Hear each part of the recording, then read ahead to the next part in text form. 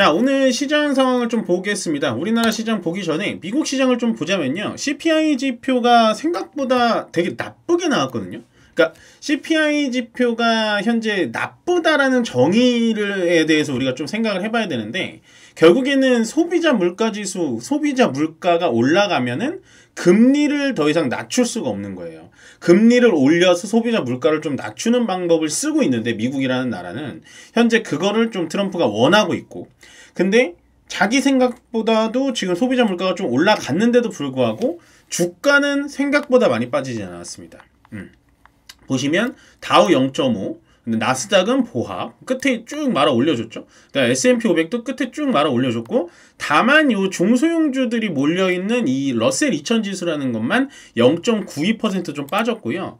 종목별로 본다면 특별한 사항은 없습니다. 대부분이 뭐 오르거나 빠지거나 뭐 그냥 저냥 뭐라 그래야 되나, 하루 그냥 쉬어가는 장이었다. 근데 이제 저는 쉬어갔다라고 표현하기는 좀 애매한 게 뭐냐면, 쉬어간 것보다는 그래도 괜찮은 거죠. 왜냐하면 그만큼 현재 미국 시장은 금리에 따라서 좀 움직일 가능성이 굉장히 높은데도 불구하고, 그래도 종목별로의 특이사항, 종목별로의 상승은 어느 정도 나와준 게 저는 상당히 좀 뜻깊은 하루지 않았나라는 생각이 듭니다.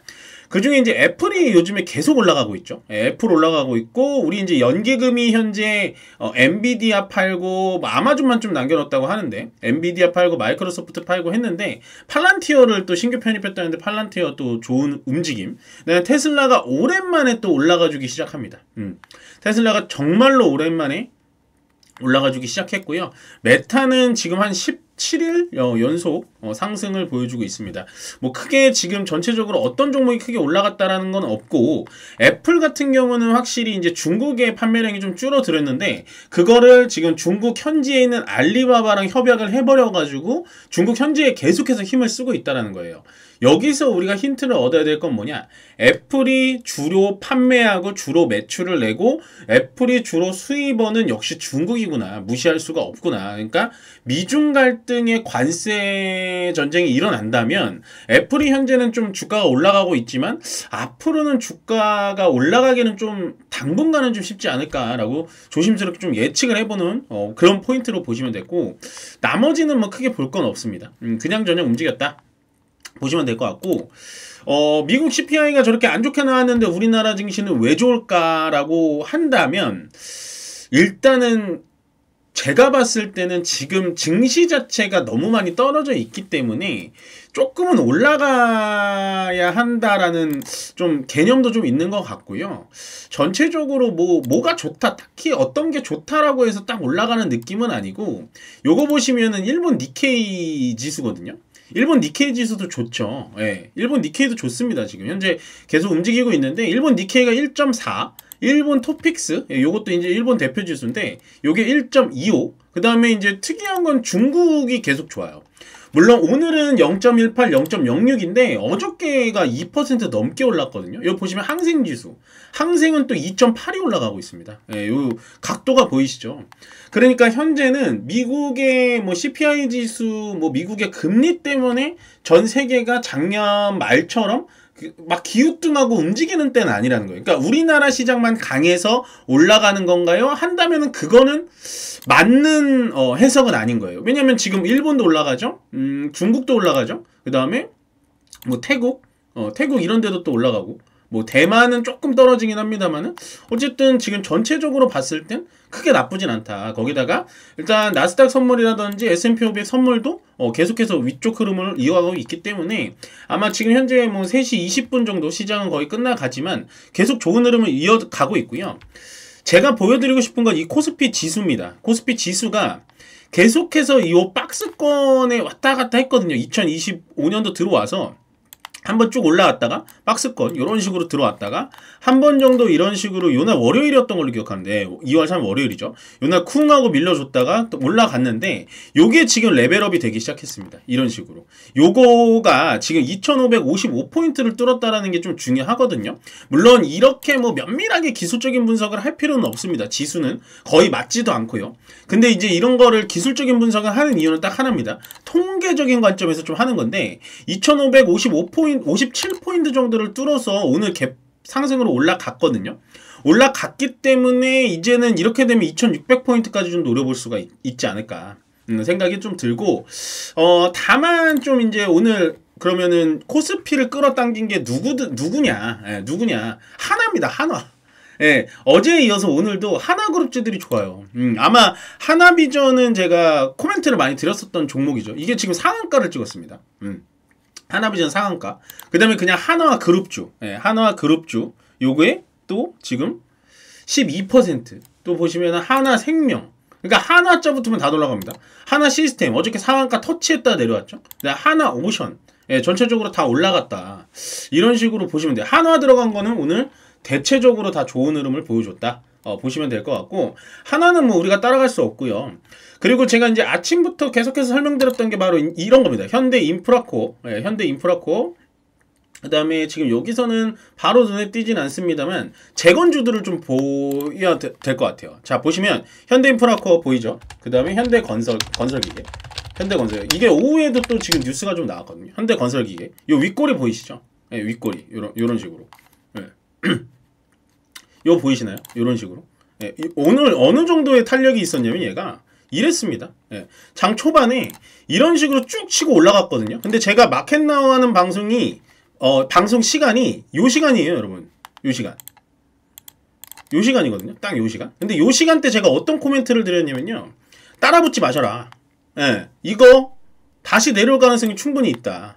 예, 아니 이게 상식적으로 보면 물론 주식이라는 거는 분위기와 테마를 타고 가는 건 맞는데요. 러시아 우크라이나가 종전한다고 해서 진짜로 현대건설 기계가 가가지고 포크레인으로 막 끌고 뭐 이런 거 할까라는 생각을 좀 해보셔야 돼요. 물론 어느 정도 하기야 하겠죠. 예, 근데 과연 이게 지금 실질적으로 뭔가 그런 기대감으로 올라가는 건 맞지만 정말로 우리가 협업해가지고 우크라이나 넘어가서 포크레인 들어가고 뭐 이렇게 될까라는 생각이 듭니다. 왜 그러냐면 미국에는 이런 건설기계 회사들이 없나요? 예, 중장비 가장 유명한 캐터필라 같은 그런 회사들이 있잖아요. 근데 굳이 뭐 현대건설기계는 갈 수 있겠죠. 얘는 원래 수출도 잘하고. 근데 현대건설기계가 좀 무너졌고, 현대인프라코 볼게요. 현대인프라코는 왜 버텼을까요? 요 차이거든요. 얘는 버텼어요. 버틴 이유가 뭘까? 얘는 실질적으로 굴착기 사업을 수출을 굉장히 많이 하는 기업입니다. 예, 그렇기 때문에 버틴 거예요. 근데 현대건설기계는 힘이 좀 빠지는 느낌. 힘이 좀 빠지는 느낌. 얘네 둘이 대장주로 보시면 되는데, 그 다음에 이제 대동 같은 종목을 볼게요. 대동. 어떤가요? 조심하자라고 제가 한 10%대 좀 많이 말씀을 드렸던 것 같아요. 요 시간이 딱 9시 제가 거의 이제 방송 끝나는 시간이거든요. 제가 왜 오늘 기억이 하냐면, 오늘 방송 끝나고 나서 아마 조금 클레임이 들어왔던 것 같아요. 왜냐면, 이 재건주가 이렇게 잘 가는데, 하지 말라는 전문가가 어딨냐라고 얘기를 좀 했는데, 저는 그래도 아닌 건 아니다라고 얘기를 하고 싶었습니다. 이게 물론 내일 또 추가 상승이 이런 식으로 나올 수 있거든요. 재건주라는 게. 근데 이거는요, 우리 개인 투자자님들을 제가 무시하는 게 아니라 우리가 할 수 있는 영역이 아니에요. 여러분들 가만히 생각을 해보세요. 제가 이걸 5분뽕으로 나서 그렇지. 자, 1분뽕으로 보겠습니다. 정말 냉철하게 해야 돼요. 우리는 주식을 감정적으로 하면은 안 됩니다. 자, 볼게요. 1분뽕으로. 자, 아침에 딱 눈 떴습니다.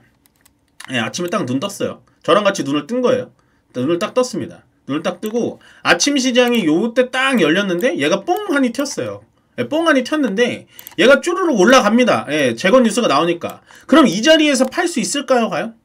자, 이 자리에서 못 팝니다. 저도 못 팔아요, 이 자리에서. 왜냐면 이게 꼭대기인지 알 수가 없는 거예요. 예, 대동을 예를 들어서. 그러면 얘가 여기서 맞고 여기 내려왔을 때 요 자리에서 이렇게 횡보하고 있을 때, 올라갈 틈이 안 보이고 횡보하고 있을 때 요때 사실 아웃을 해야 되거든요. 이날 요 자리에서 들어갔으면, 시초에 들어갔으면. 근데 우리 개인 투자자들은 어떠냐, 이 자리에서 한 번 정도 더 튈 수도 있죠. 예, 튈 수도 있는데 사실 저 같은 트레이더들은 여기서 그냥 오늘은 좀 10% 정도?